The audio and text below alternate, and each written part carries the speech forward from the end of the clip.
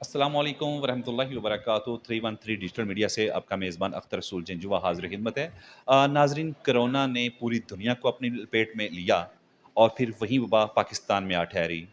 اب پھر چند ایک ایسے کیس ہیں جو رپورٹ ہو رہے ہیں، اور اس وقت میرے ساتھ رانا حسیب صاحب موجود ہیں، ایف سی پی ایس کیا ہوا ہے جناح ہاسپٹل سے۔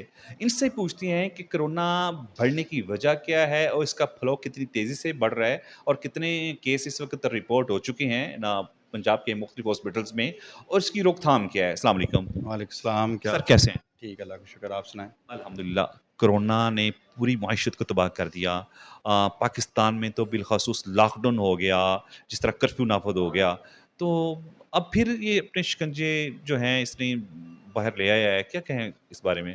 اصل میں اس کی جو سب سے بڑی ریزن ہے وہ یہ ہے کہ جب اس کی ویکسینیشن سٹارٹ ہوئی تھی تو کچھ لوگوں نے اس کی ویکسین نہیں کروائی تھی، اور جس کی وجہ سے یہ وائرس تو مکمل طور پہ نہیں ختم ہوا، وائرس اپنی جگہ پہ رہتا ہے، لیکن ویکسینیشن کا یہ فائدہ ہو جاتا ہے کہ وہ آپ کو انفیکٹ نہیں کرتا یا چانسز کم ہوتے ہیں، اور پھر وہ ایک بندے سے دوسرے اس کو لگنے کے چانسز کم ہوتے ہیں۔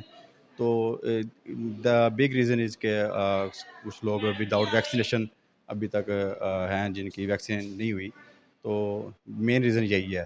اور ابھی دوبارہ پنجاب میں کچھ ہاسپٹلس میں یہ کیس رپورٹ ہونے شروع ہوئے ہیں، لیکن ابھی بہت منیمل کیسز ہیں، اور اس پہ قابو پانے کی بھی کوشش کر رہے ہیں، اور اس کی روک تھام کے لیے بھی اقدامات کیے جا رہے ہیں۔ باقی یہ ہے کہ لوگ اس میں تھوڑا سا پرہیز کریں، ماسک وغیرہ تھوڑا سا یوز کریں۔ ویسے بھی ہمارا انوائرمنٹ اچھا نہیں ہے، پالوشن بہت ہے، اس کے لیے بھی ماسک استعمال کرنا چاہیے۔ تو اس کے لیے یہی ہے کہ ہم اس کو ماسک وغیرہ استعمال کریں، اور اگر کیس رپورٹ ہو جاتا ہے تو تھوڑے سے آئسولیشن رکھیں، اور بر وقت اس کی ٹریٹمنٹ کروائیں، اور اس کو یعنی کور کریں کسی طریقے سے۔ ڈاکٹر صاحب، علامات کیا ہیں کرونا کی؟ علامات یہی ہے کہ شروع میں تو وہ باڈی پینز ہوتی ہیں پہلے 1-2 دن میں، اس کے بعد فیور ہوتا ہے، پھر اس کے بعد ایسا کف سٹارٹ ہو جاتی ہے چوتھے 5ویں دن، پھر اس کے بعد اگر اس کو بر وقت ٹریٹ نہ کیا جائے تو اس میں آپ کو لنگز انوالو شروع ہوتے ہیں، جس کی وجہ سے سانس کا چڑھنا، پھولنا، اور اس فردر ڈیمیج ہونا سٹارٹ ہو جاتے ہیں لنگز۔ احتیاطی تدابیر کیا ہیں؟